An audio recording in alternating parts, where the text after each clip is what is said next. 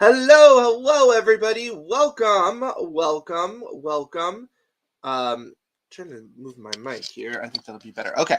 Yes. Welcome. I'm Daniel here at AutoCrit. If you're not familiar with AutoCrit, we are a huge resource for authors. We have our writer's desk where you can write and plan and edit your book, our author community, and our academy, which is home to all kind of educational efforts to help authors just like this program I'm about to do about how to fix endings.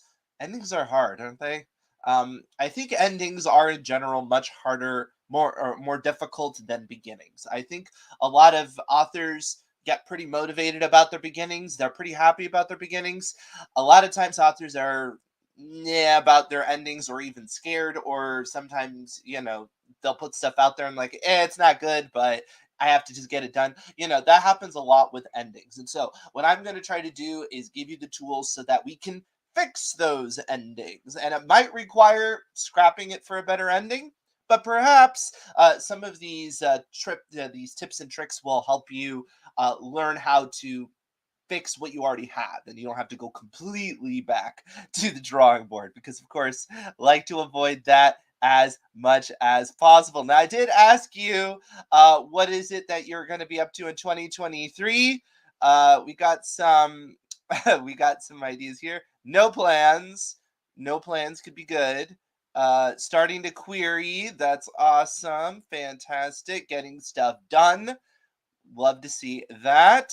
Submit to more writing for competitions, literary journals. Well, we may have something about that in just a minute. Yes, pay attention, because at the very end of the program, we're going to have an announcement about our next writing challenge, which is to help you get started with 2023. So, got a lot going on today, endings and 2023. My goal is to keep a consistent cycle. Nice, yes. Getting that momentum is key, isn't it?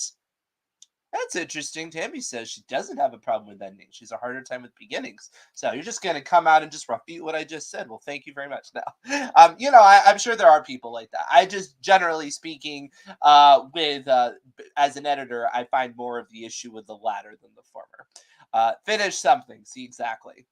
Just try to finish it. Now, I did ask the AutoCrit community about endings. So I wanted to start with the question I got from our AutoCrit community, and that was a generic question on endings. What would you suggest for avoiding the two big pitfalls of endings? Writing the same kind of ending for each story, or trusting our pantsing without thinking ahead of time and petering out? Yes, those are really the dangers, right? This is one reason why a lot of people don't like to outline, is because they're concerned that if they outline, they're just going to end up with that same cliche choice. They're going to really just be boring and paint by numbers.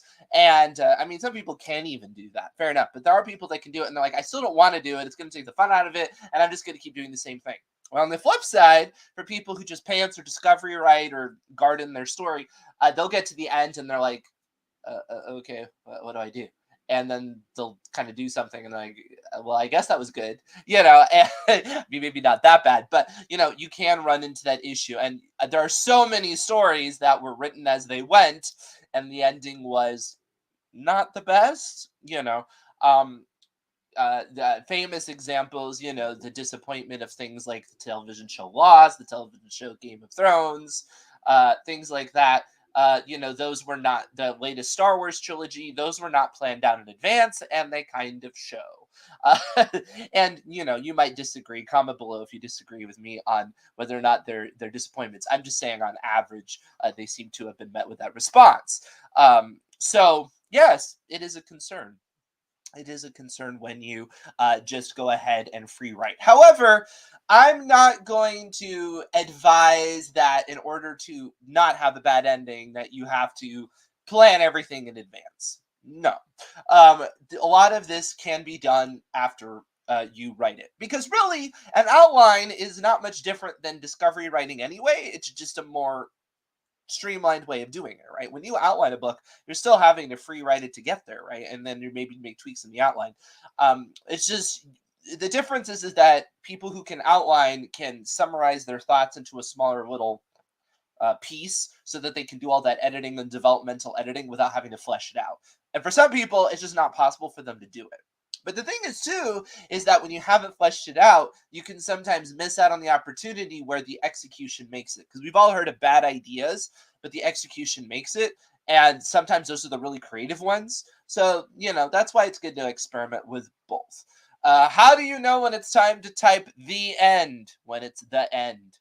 I know. Thank you. Thank you.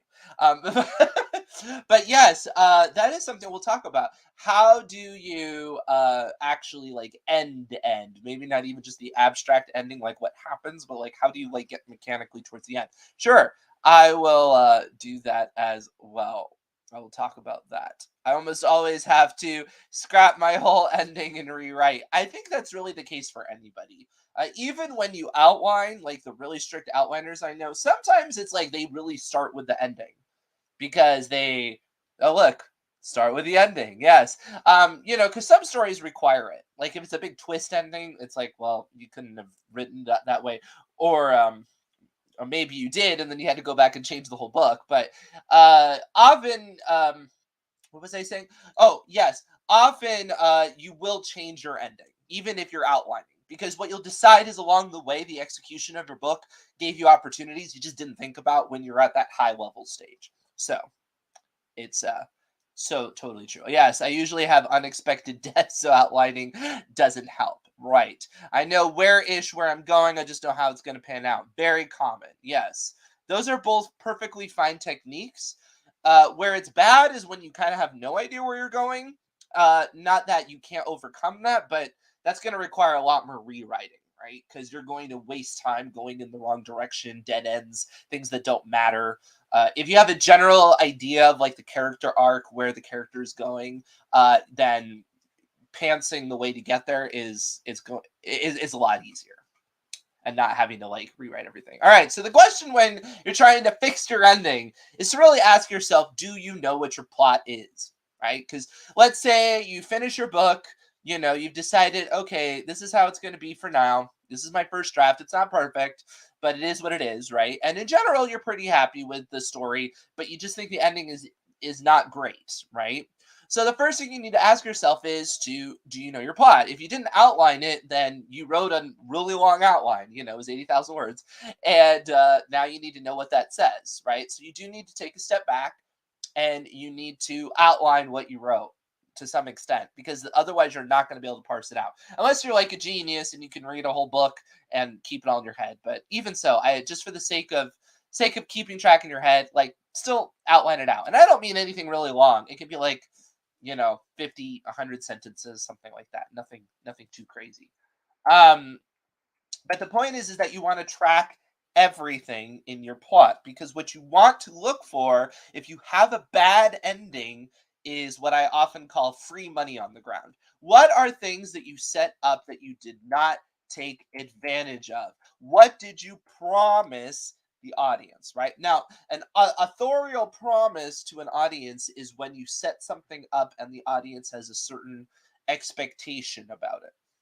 The classic example of this, it's you've heard it before probably, is the Chekhov's gun in theater, right? The playwright Anton Chekhov said, if there's a gun on the mantelpiece in the first act, it needs to be fired off later in the show, because otherwise the audience is going to wonder, well, why was that prominent gun on stage the whole time, right? And it's the same thing in a story. If you promise it's like, beyond the mountain is a beautiful village that nobody's ever seen, well, I better see the village, right? Otherwise, why'd you bring it up? And things like that can happen all the time. You can have mysteries that aren't solved. You can have really cool elements that are not brought up. Sometimes the combination of things you're just not thinking of, right? Because let's say you have somebody who's like an animal lover, right? And then you have somebody else who is somebody who exploits animals, and they're in the same story, and then they never meet each other. And you're just going to be frustrated because you're like, no, I want that showdown. I want that person to interact with that other person and to come to blows. Because why else would you have these, juxtaposition? Why would you have this juxtaposition of worldviews in your story unless they really get to like have at it, right? It can be frustrating. And so what you want to do is you want to go back and you want to make sure that there were no promises you made to the audience. There was nothing that the audience could have anticipated that was better than what you delivered. Because that's the last thing you want to do, right? The last thing you want is that the audience could write a better fan fiction in the middle of your story than what you wrote, right? That they're like, with all these pieces they brought up, I would have gone there and it would have been way cooler. Yeah, you don't want that. Now, that doesn't mean that they might not have an alternative way of looking at things they would prefer, but I'm talking about like just wasted opportunity. Like you just didn't do it at all. You know, you had this really cool element. I mean, people have talked about that with the Jurassic Park films lately. One of the biggest criticisms of the people who don't like the latest trilogy is that they set up that, oh, now dinosaurs are in the real world. And then they don't really ever pay that off. Like even in the latest movie, most of the action takes place in in an island in the middle of nowhere, and people are like, that's not what I wanted to see. I wanted to see dinosaurs running through New York City, and I wanted to see that, and so far. And not everybody had that reaction, but if you talk to anybody who disliked the new trilogy, that's generally what you get. And it's because there was kind of a promise at the beginning of the first movie. It was like, okay, we set up the reboot that this was Jurassic Park again, and now we're going to go somewhere different. And then ultimately, it just keeps doing these claustrophobic stories. So to them, it feels like the writers went against that promise, that they kept promising them it's going to expand, and it never did. So again, this is something for you to track as an author. You need to go back and think, if I was a reader and I was reading this story, right, and they set all this stuff up, what would be the coolest thing that I could imagine? What are the things, and am I actually pulling that off? And again, if you discovery wrote it, if you pantsed it, you probably did miss out on opportunities, and don't beat yourself up for it. Just fix it, and it'll make the ending so much better. One of the great things that you can do in an ending is that unexpected element that was set up a long time ago, and the audience forgets about it. The people who made the trailers knew what he wanted. The writers didn't. Yes, for Jurassic Park. Yes, that was the issue, right? The marketing people knew it, but because they knew what the audience would want, right? And I guess the writers just wanted to go off on their own tangent. Fair enough, but it did disappoint people.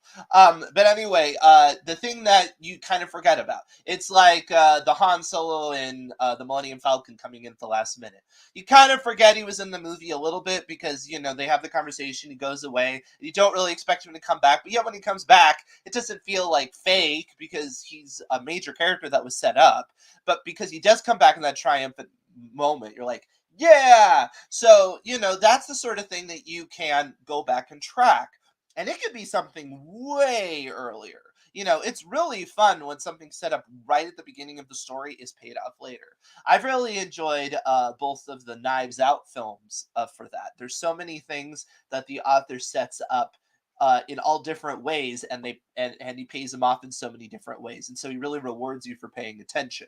And I think that's a lot of fun. I love it when stories reward people who pay attention, because then the people who did it, it's just like, oh, well, that's really cool. And then the people that were paying attention, like, oh, right, that what you brought that up all the way at the very beginning. Uh-huh. um, I would say I often beat this point, so my apologies if you're sick of it, but characters, characters, characters, yes. Often when we think of endings, we're really focused on plot. We're really focused on, does it make sense? Is there a plot hole? Does it connect? And that's all well and good, but really what the audience tends to respond to more is the emotional payoff of the character arc. And so that's what you really want to look for. You can think of, and we'll talk about this in a moment, you can think of all kinds of stories where it wasn't like the ending was super unexpected, but you loved it anyway, because of what the character journey was, right? So this is where having that, I always talk about it, trackable goal for the main character, right? The protagonist is on a journey. There's something that they want. There's an obstacle that's in their way, blah, blah, blah. They have to learn something along the way. How much they have to change is their growth, right? So think about that. How much did they change from the starting point to the end? What was that distance, right? If it's epic, then the distance is huge. And if the distance is huge, are you really paying that off? Does the audience feel that difference, right? And you have to really demonstrate it. This is something where summarizing really kills it. You know, show, don't tell, dramatize, don't summarize. If you cannot dramatize that enormous arc, then that ending is going to be flat and it just won't work. Yes, the character falls flat if the character isn't feeling it. Yes, and if we don't feel it with the character. So yes, get into those sensory details. Remind the audience of where the character came from in as explicit terms as you can. You know, be direct about it, but in your dramatization. Don't be direct about it in that, well, you know, a long time ago they weren't that great and now they're awesome. No, show me how awesome they are by deliberately leaning into it in the most obnoxious way possible. More or less, you know what I mean. Like, obviously you can be heavy-handed, but I would say more often than heavy-handed, what I see is undercooked. Especially if your ending is flat, try to raise the temperature in it. Try to see what you can do to just oomph it, right? Raise those stakes. Did you really get your character to the worst place possible? Did you really demonstrate their growth? Did you show it? Did they have to face the worst things? You know, did they change? Did we see that change? Before you add new elements to make your ending really awesome, again, think of everything you've set up to this point. The reason why this works well, in my opinion, is because the more new things you constantly add, the more you imply that nothing really is all that important because it's like ephemeral, just disappear, right? So it's like, oh, there's this really fun character. Do you see him again? No. There's this really fun location. Do you see it again? No. There's this, you know what I mean? And if you just keep doing that over and over again, then nobody's going to get attached to anything. And so if what really makes your ending is some bombastic element that has never been introduced before, you might ask yourself if that really makes sense, because to some degree that can feel very contrived to an audience, even if it's not like, you know, a plot hole or that unrealistic. It could still feel contrived. It's like, well, why didn't you bring it up until now? And then the other thing it can do, like I said, is it can minimize all of the impact of everything that came before it. What you want to do with an ending is, again, really pay off all of the things you've set up. And narrative and storytelling, like one of the reasons why we love narrative, I mean, versus reality, is that it is kind of organized, right? And it does work together, and there, you know, and everything does kind of matter, you know. And so you, like, and also you miss out on the audience being surprised, but yet it's not just random. You know, because you could say, well, I'm just going to throw in something bombastic. They never would see it coming. Yeah, fair enough. But that's not generally as appealing to an audience as the bombastic revelation of something that they already knew about, right? It's like, you just didn't think that this would go with this. And then you're like, oh, you're right. And now there's fireworks. Isn't that awesome? Versus just something completely out of the blue that you didn't know about. I typically tie my beginning and ending together and that they are very similar to each other. True. We're going to get to that as well. Oh, here's a question I missed. I'm sorry. Can your protagonist be successful at the story but fail at stopping the plot?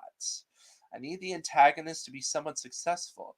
Well, that's the question of, is this, first you have to ask two questions. Is this a tragedy or is this a happy story? If it's a tragedy, then the protagonist is not successful ultimately, because they have a fatal flaw that causes their downfall, right? So the plot doesn't, the obstacle wins and they don't get what they want. Now, if it's that the obstacle wins because it's the protagonist doesn't get what they want and it's a happy ending, then that just means that the obstacle is preventing them from getting something that would be bad from them, which means they could be plenty successful getting to that point, but then when they get to the point where they're going to reap the reward of that what they were going for, they're just like, nah. Or the obstacle blocks them and it's okay. It was good that they blocked them. So it kind of depends on the mechanics of the story going on. Because the antagonist being successful is only a happy ending if the blocking it from what they want is because it's not what they need, if that makes sense. In which case, yes, your protagonist can be successful because ultimately they will realize what they need is something different. And the example I always give, My apologies if you heard this a million times. It's Finding Nemo, where Marlin realizes that what he wants, which is Nemo to be perfectly safe, is not what he needs, which is for Nemo to be happy, and so therefore, and and to just live life, not live in a bubble. So the antagonist, who is Nemo, has to win. What if you're writing the first book of a series? You need to introduce a character that will become more important later on. Well, that's the same thing as this, right? That's a very true thing when you're writing a series. How many series have you seen where they just add and add and add? And I know you're like Game of Thrones. I mean, but some extent that can be successful. But you just add characters more and more and more and more, and then you kind of miss out on why the audience fell in love with it in the first place. The characters they really love don't get a lot of attention. You feel like you're just running out of ideas. I generally don't like ensemble cast that just become the cast of thousands stories. I do tend to like more uh, smaller casts, and there's a lot of other characters that kind of come and go, but there's a core group, and you get to see how whatever is happening in the story affects them. And if it's a story that's taking place over several volumes, then it's quite a lot of growth, and you get quite intimate with those characters, and it's really like you're along their life journey, and I really like that. And the more characters you add, the less personal you can get with any specific one. So that's a personal taste thing, but it is something to consider. Yes, before new, consider old. All right, what if you have a cliffhanger ending? My rule is the main plot needs some sort of a resolution. I agree with that. I think that the best sort of cliffhangers are where what was set up as the concern for the story is more or less resolved. However, the problem is bigger than the person expected, and so we're moving on. Or the implications to solving it cause another problem. So it's kind of like a bigger version of, I say with the scenes, like scenes ask a question, and then you say, like, will they get into something, get into the building? And it's like, yes, but something, or no, and something. So it's kind of the same thing. You do need to answer the yes or the no. If you just say, wait until next time, I think that isn't a great cliffhanger.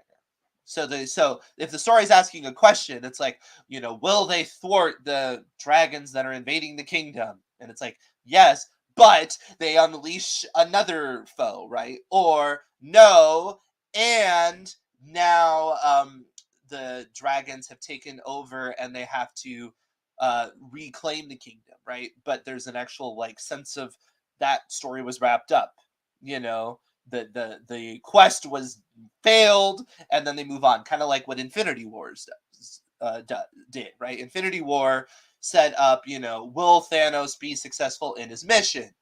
You know, yes, or will they stop Thanos? I guess is a better way. Will they stop Thanos? No, and now they're destined. They have to move on, right? But the question is answered. It's not like it just ends and it's like, well, I don't know. Did he use the Infinity Gauntlet or not? Right? So and that's the difference between, I think, a good cliffhanger ending and a bad cliffhanger ending. Especially too because in that case it was set from the protagonist was really the villainous force, because really the protagonist in that story was Thanos, the way they set it up. And so really it was a complete journey for that character, and they got exactly what they wanted. Had what they wanted been morally good, it would have been a great ending. It just wasn't, because we weren't morally on their side. So it's very clever in how they did that cliffhanger. All right. Mirror the beginning. Yes, somebody brought this up. If you're getting stuck on your ending, consider how you started, and consider just paralleling it. Think of all those different things that you set up. And I don't mean parallel it exactly. It's like, well, my story began with the person, leaving their house and learning a new skill and all that. So that means at the end they have to learn a new skill and go back to their house. Not necessarily like quite that on the nose, but thematically and symbolically for the character, yes, it can give you a nice symmetry. Excuse me, and it's more or less where you're going inevitably anyway, because again, stories tend to unfold in that sort of parallel pattern, and so you're just kind of leaning into that as well. Sorry, I'm looking at. I keep writing a mystery. The bad guy has been revealed and he's dead. I still need to type loose ends, but I don't know how long to go or whether or not to leave a cliffhanger for a sequel. Well, I mean, in a mystery, I would say the only way you would have a true cliffhanger is if the mystery is not revealed. Otherwise, if it's kind of like a Sherlock Holmes thing and it's like the mystery is revealed and the villainous force that caused the mystery escapes, and so therefore they have to keep searching after them, then that's fine. That's not that much of a cliffhanger. That's just, oh, the same really cool villain character that was in this story comes back for the next one, right? Well, I guess here you say the bad guy is revealed and he's dead, so I guess it depends on what the loose ends are. So let's say it's quirky characters, right? I don't know, I'm just making stuff up. So let's say this is a mystery and it's kind of like Knives Out, right? It's a bunch of quirky characters and then there's a mystery and the mystery is solved. However, there's something plot related that means those quirky characters are going to come back. Then that's what the cliffhanger is doing. It's telling you, oh, well, you want to read the next one because all these characters you fell in love with, they're coming back the next time. It's not quite the same thing as, are you on the edge of your seat as to what would happen next? Because really, the main thing of that story would have been the puzzle of the mystery. Or you can have a mystery within a mystery. So you can have a main mystery that's solved. Let's say it's a murder mystery, but then there is the who is that person working for mystery, because there's more to it, right? Like maybe the motive is not fully understood. So there's a bigger mystery that can work too. But again, you have to solve at least something, because otherwise, if everything's just up in the air, it just feels a little bit like a waste of your time. And I mean, I can't say like you always have to do that. Somebody's going to put in an example that doesn't. But generally speaking, that's a good idea. And then when it comes to the character arc, solve that. So usually there's a motivation behind whoever is solving the mystery besides just solving the mystery. It's, I don't know, they need to get their reputation back. They want to help redeem somebody, whatever it is. And that should be solved, right? Or at least there should be some growth there. And so you can have that, aha, they did what it is. Is it good to have a cliffhanger in the series? It can be very good. Generally, I would say in a cliffhanger, in a series, the first episode is or first volume is generally not as cliffhangery as the second. And I know the common construction tends to be the trilogy with a major cliffhanger in the second. I would say if you're doing a trilogy, that is a good format to follow, where the first one is fairly strong, but there's open-endedness enough to want to know what happens next. The second one leaves you on a big cliffhanger and you pay it off in the third. It just tends to work well. There's a reason why you see it a lot. I liked Glass Onion. My minor complaint was the characters were just air too. I would love to unpack. I think at some point I'd love to unpack that movie. There's a lot to discuss with that movie and the intricacy of the writing of it. So if you would like it, let me know in the community, because I might do. I did an analysis of the first Knives Out, which was really fun. I would love to do an analysis of another one if there's interest. So go in the AutoCrit community and let me know, and I'll schedule one at some point. I'll just do it late enough that people have seen the movie, because it's the kind of movie you don't want to spoil. Lots of twists. I get stuck on endings because I write my character into the all is lost moment, then can't figure out how to get them out. How can I come up with ideas on how to get the character out of that hole?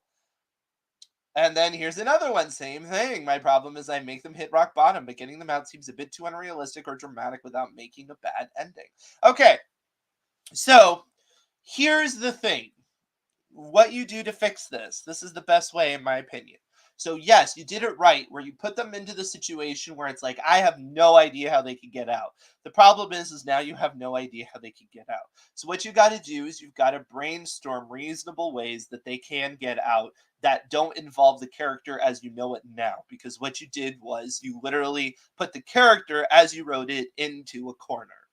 Okay? So you will have to modify the character somewhat. But you don't want to just completely like go bananas, right? So you brainstorm and then you figure out how you can foreshadow whatever it is that you're going to have to do. And it will require some abstract reasoning.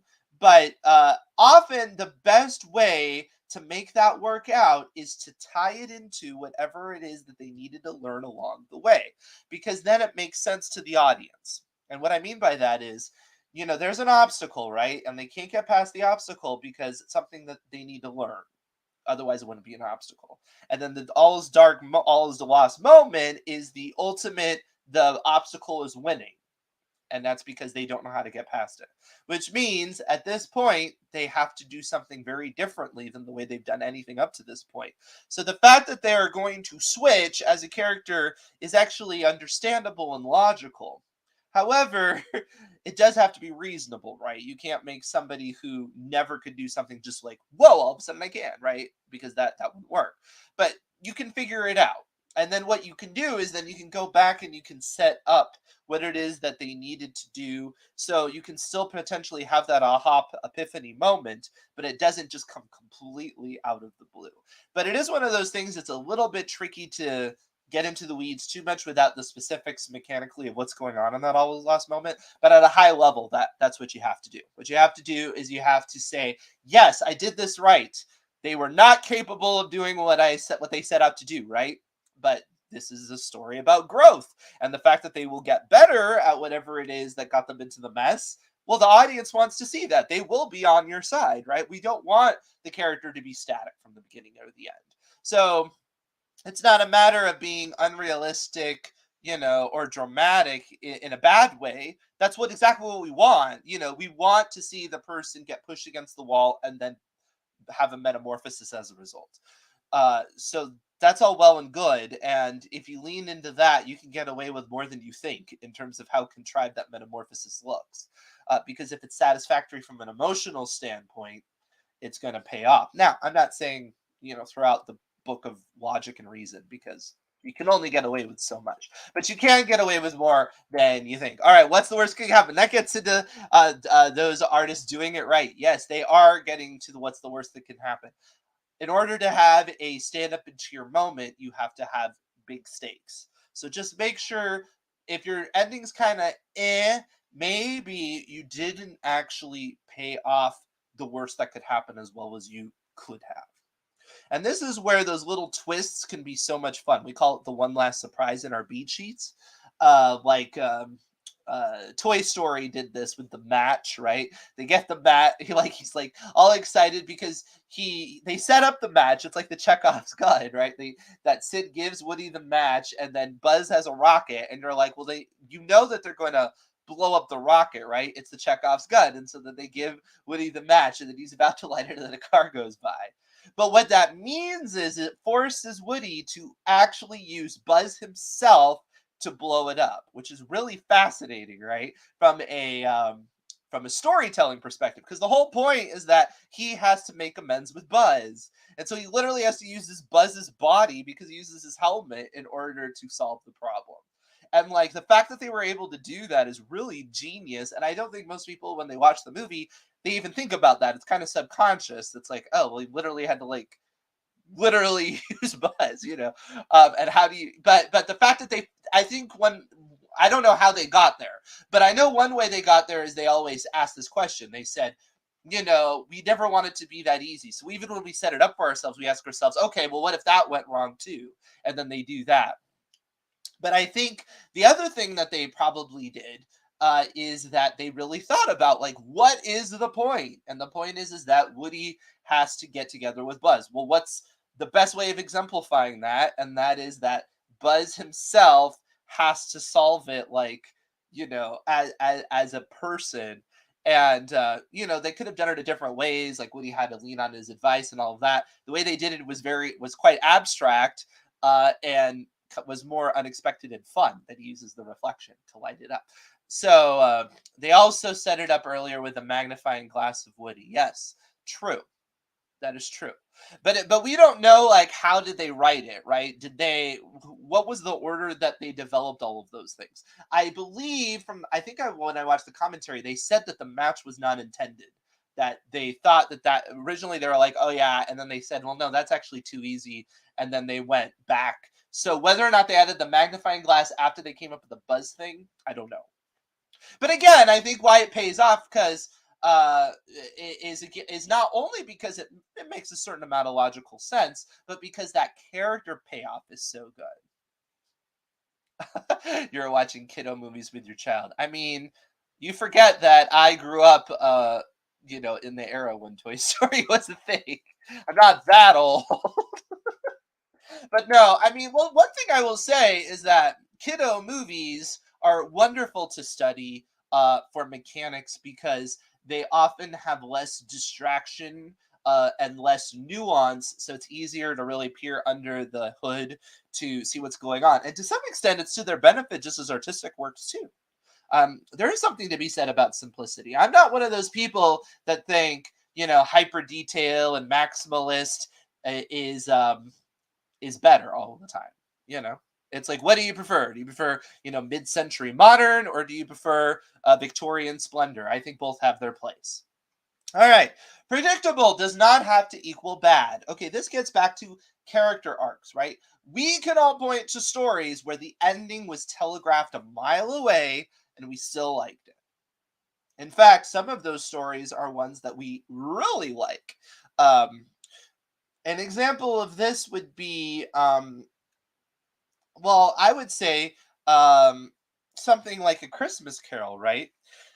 Is Christmas Carol really a super unpredictable ending? I mean, I guess it is. It might have been when it first came out, but that sort of story now, like when you introduce and there's this kind of broken-hearted, mean character, kind of like the Grinch. Well, the Grinch is very much like a modern version of Christmas Carol. You know, it's not a shock when at the end of the story they have reformed, that they have learned a lesson, that they transform.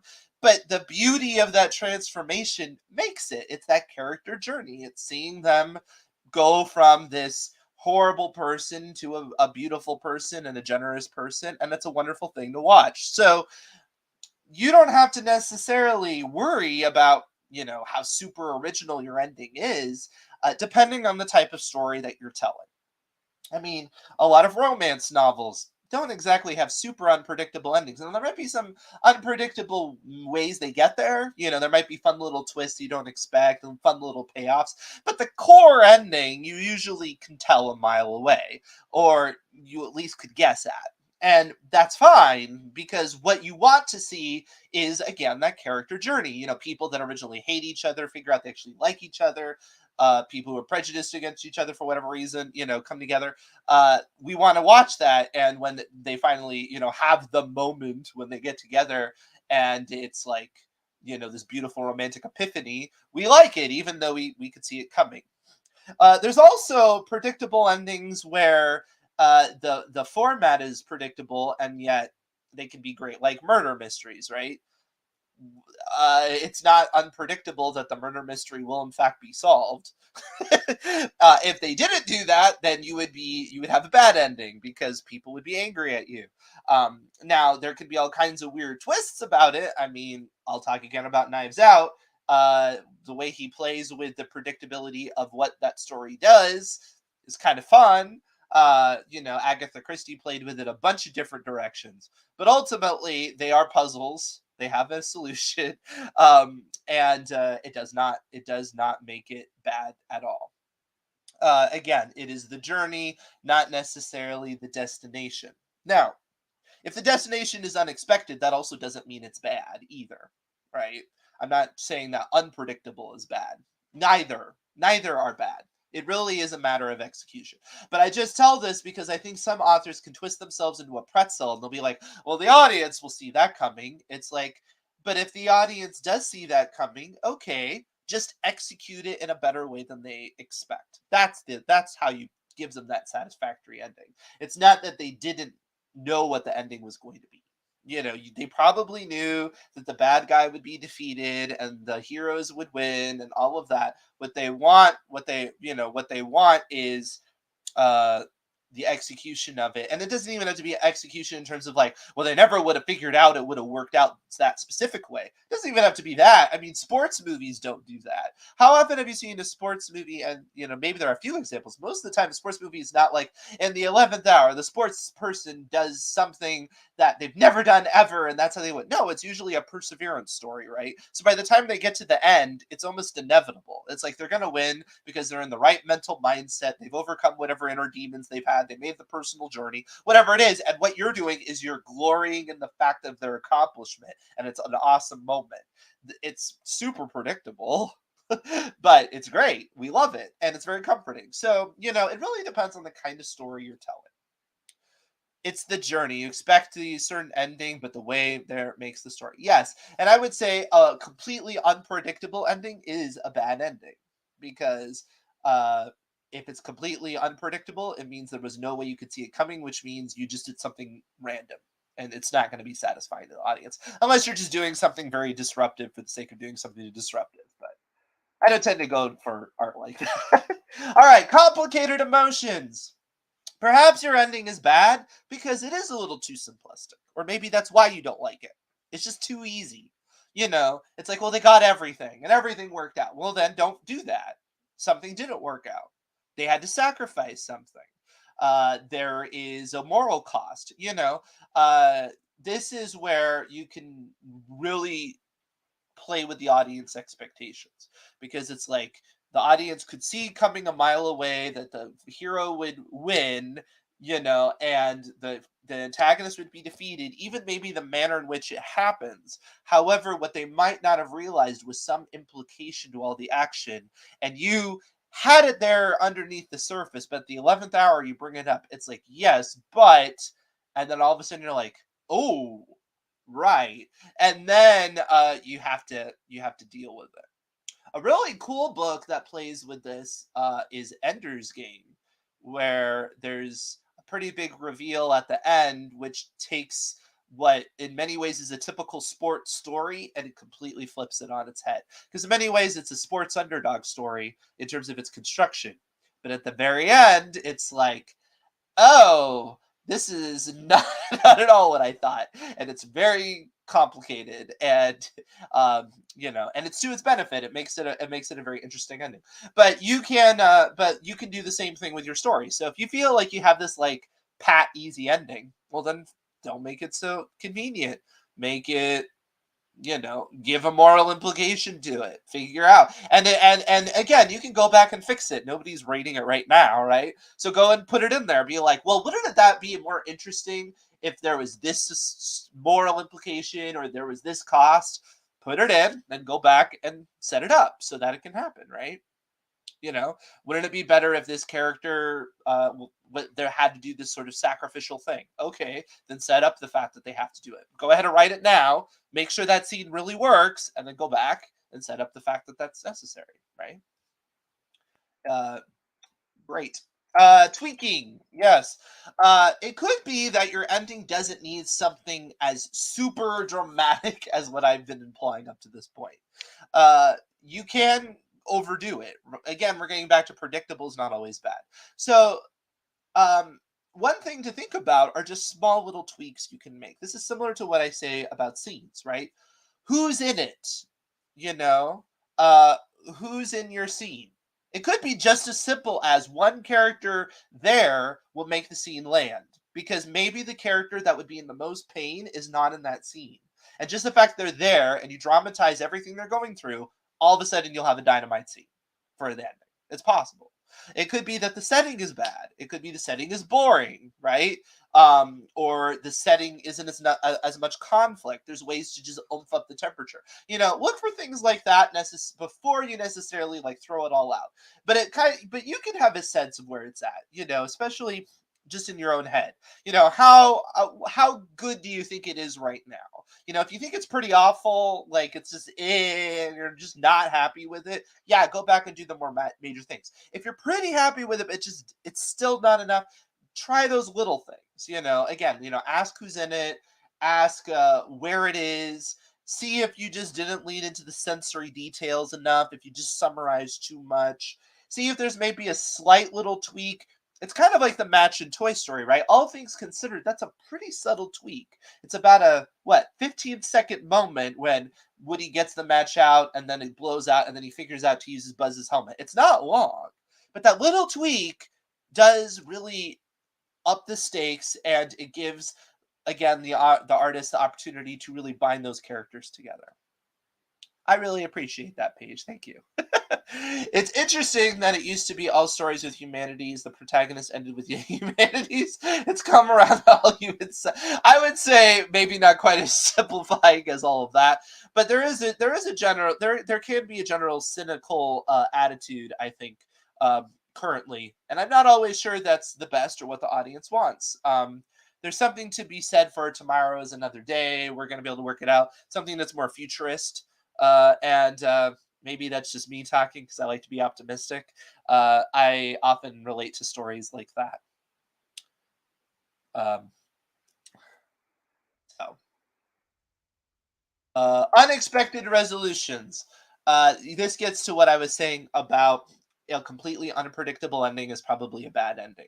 You really don't want your ending to be that unexpected. I know it sounds kind of surprising in a sense, because you're like, well, I don't want my ending to be too expected because that's boring. But truth be told is you don't want it to be too unexpected because that means there would be no way for the audience to see what was coming. Somebody was mentioning Glass Onion, and I'll unpack it later. For the people that I've heard of that have not liked it, there is a somewhat unexpected plot element that happens halfway through, and that decides whether or not you like the movie or not. Because it's very, very difficult to possibly see coming. And for some people, it breaks the movie. And so that's the problem.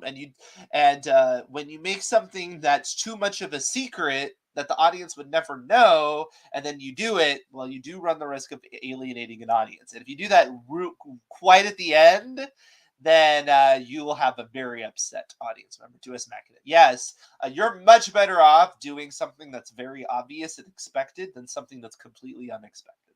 That is really the worst ending you could possibly do. And like I said, a lot of artists think, oh, the worst ending you could do is kind of the boring expected one. No, the worst ending you could do is the completely unexpected one because it's like you lied to the audience. One thing you can do is deliberately write a terrible ending on purpose.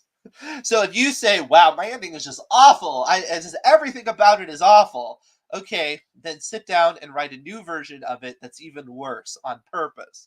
Now you would say, why in the world would you even do this? Sometimes when you do this, what you realize is what would be the worst possible thing to do, and then you can kind of reverse engineer it and get to something better. Or what it can also do is help you realize how the ending you have is really not as bad as you thought, and it's more of a starting point.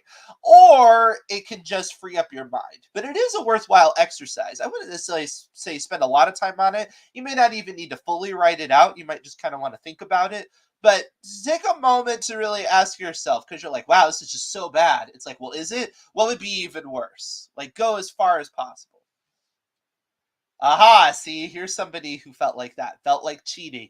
Yes, I have heard that complaint for the very reason I just said. And it was funny because they often say, like, when you see reality, like, there's different versions of like seeing two different movies, when different people have different views, like the dresses, right? The white dress or the blue dress. And I saw both movies as it were. Like I was sitting there, I'm like, some people are gonna hate this thing. I really liked it, but like I was like, wow, some people are just gonna despise this for what the author is doing in this. Because like, yeah, they'll get away with it with some and they won't with others. So yeah, it's not a shock. I feel like it's a polarizing thing to do. All right, tonal shift. This gets to unexpected, right?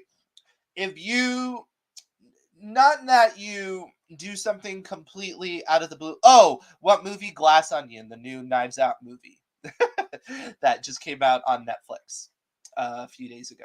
Um, tonal shifts. Yes, you can do everything like expected or right in terms of the audience gets what they expect in terms of the action. But if you have a major tonal shift out of the blue, that can be a problem too. This can happen with stories that are very bleak, and then the author doesn't want to end it that way. And so it can be dark, dark, dark, dark, dark, dark, dark, evil, evil, evil. The problem solved. Everything is happy. And you're like, well, wait a minute. Or the opposite, right? It's like they want it, it's like kind of this happy-go-lucky story, and then it gets super dark and it ends like on a melancholy note, and you're like, for some people that happened to them with the movie La La Land, is that it was like everything was pretty all right. It was kind of whatever. And then it's like, whoa, that got super dark all of a sudden.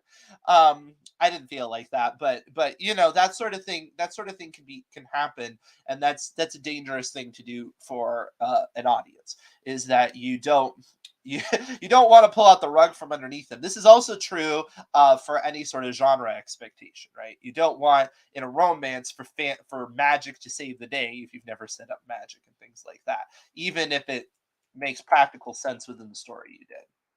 It's essentially just another form of an unexpected ending. Think of the theme. This is a way to really make your ending pop. So let's say your ending is pretty good and you want it to be excellent. This is not a way necessarily to fix a horrible ending, although it could work to your benefit. Is that think about how Divergent. Yes, that's a good example of a story that did that. Think of what was I saying? Theme. Yes. Think of what your story is really about, right? Like what are you getting at? What are you discussing? And see if maybe you can incorporate that a bit more into your ending than you did, because that again can make that really oomphy ending. So if it's like this story is about how, you know, good can triumph over evil, well, that's a little bit too bland of a theme. This is a story about how standing up for the truth is good despite the consequences, right? Okay, well, did your ending really lean into that? That might have been something that happened throughout, but did you really push that towards the end, right? This is a story about how people need other people even if they don't want to realize that. Okay, well, did your ending really lean into that or not? Okay, so any other comments about endings before I move on to our next writing challenge? It's a common thing, and it'd be super funny into the last episode where all of a sudden a character fight God and die. I mean, there are some stories like that where it's like, oh, you just want to be a tragedy, don't you? Oh, okay. Um,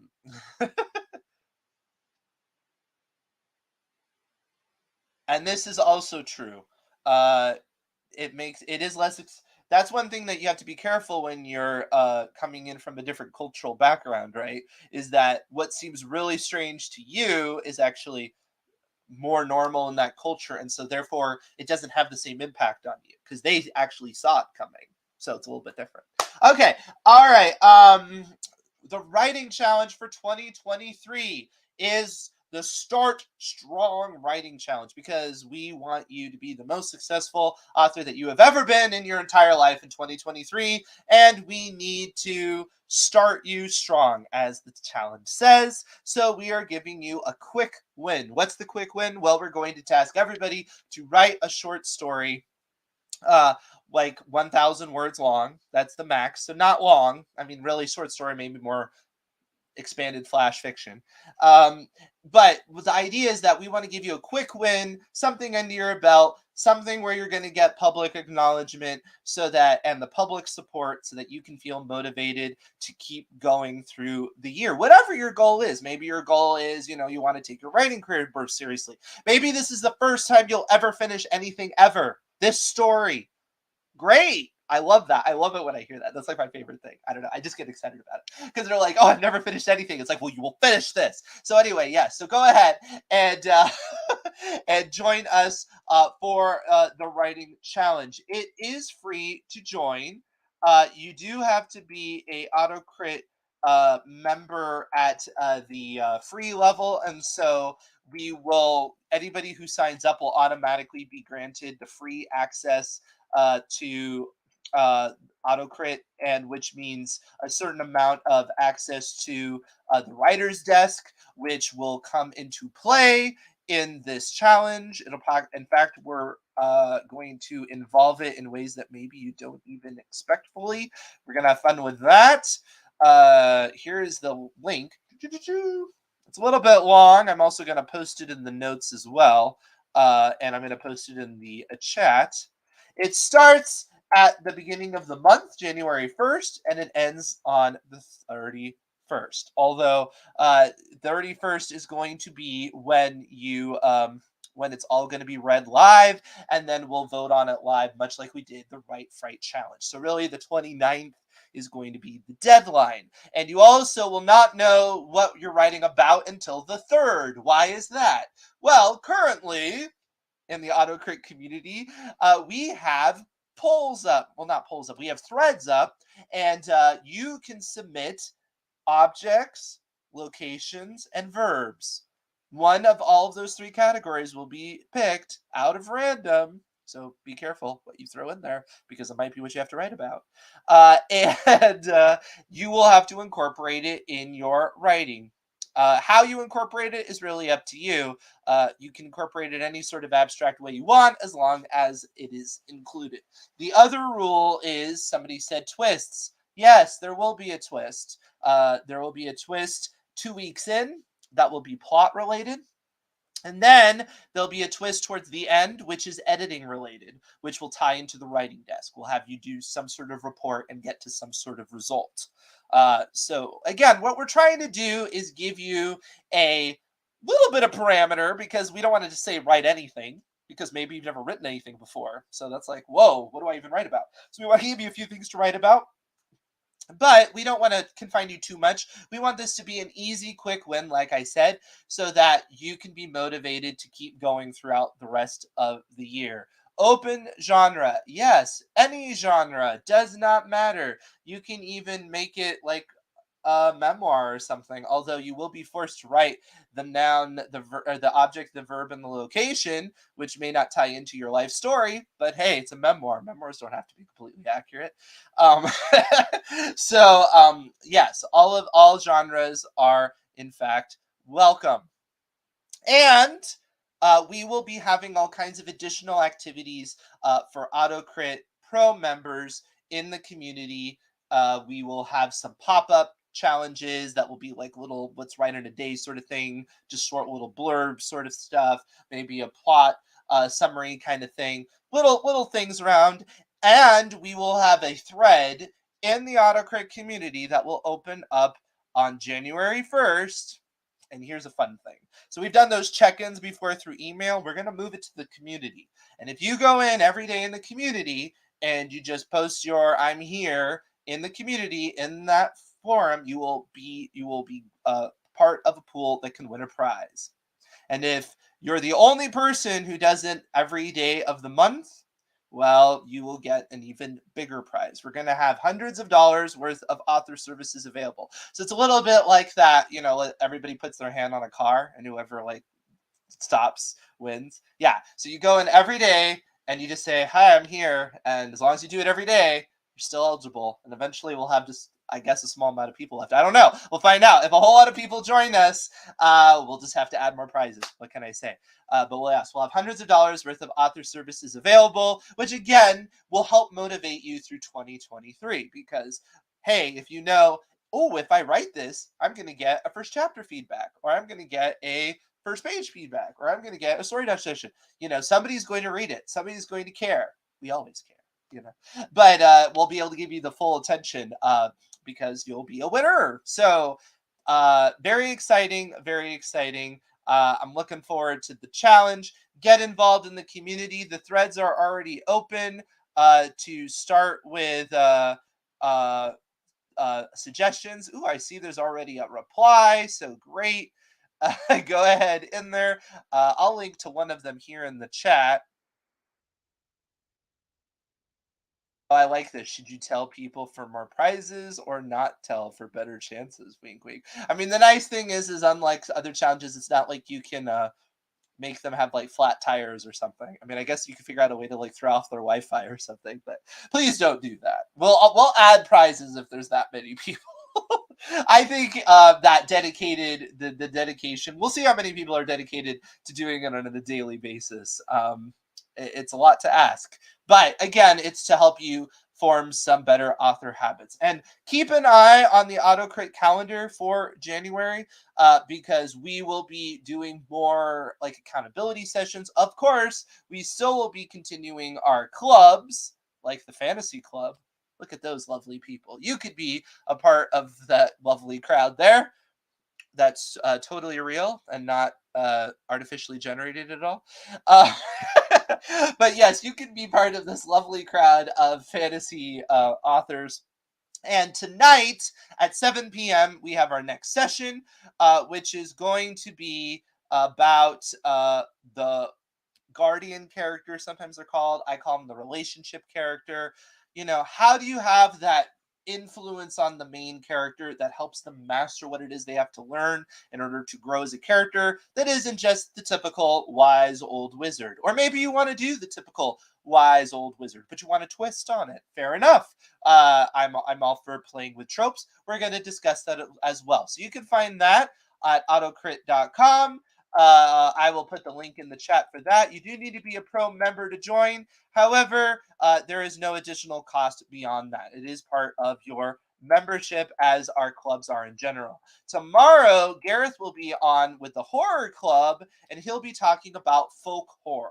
So if you want to know more about folk horror, which I don't even know that much about folk horror in terms of how to specifically define it. So I'm actually very interested. I might just check it out and learn something. So yeah, so join Gareth tomorrow. That will be at 6 p.m. Eastern.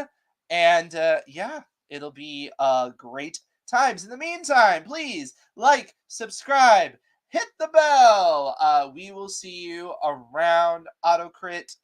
See you in the community. Again, join the challenge. Fantasy headwear of K, of course, always, always. Yes, join the challenge. We'd love to see you there. We'd love to have you a part of it in the community. It's going to be a blast. I love the unexpectedness of it because I have no idea. I don't even know what the prompt is going to be. I might even join in this time. Do you think I should? Do you think I should write a story? I could write a story and not tell anybody who it is, what it is, and then if it wins, I could just be like, "Oh, that was mine." Of course, it probably wouldn't. It'd be like the lowest ranked, and they're like, "How did this story make it to the final round?" That would be fun. Maybe I should. Okay, I'm getting some yeses. All right, I might consider it. You know, I talk about a lot of these things, and then it's like you get to find out how hypocritical I am and how much imposter syndrome I have, even though I tell you to not have imposter syndrome yourself. As if it doesn't, he's never joined.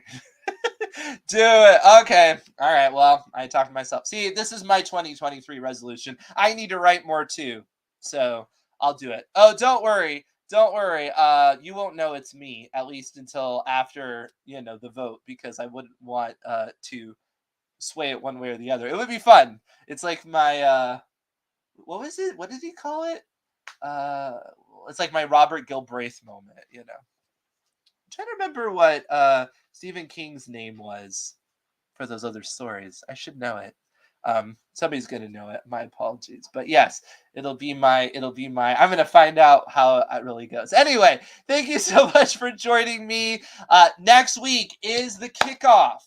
So if you want to be involved in that kickoff, go into the AutoCrit community and submit your suggestions because I don't know. It could be my suggestions. One of mine is to include an asparagus spear. So you're going to lower the chances of having to write about an asparagus spear if you put in a object.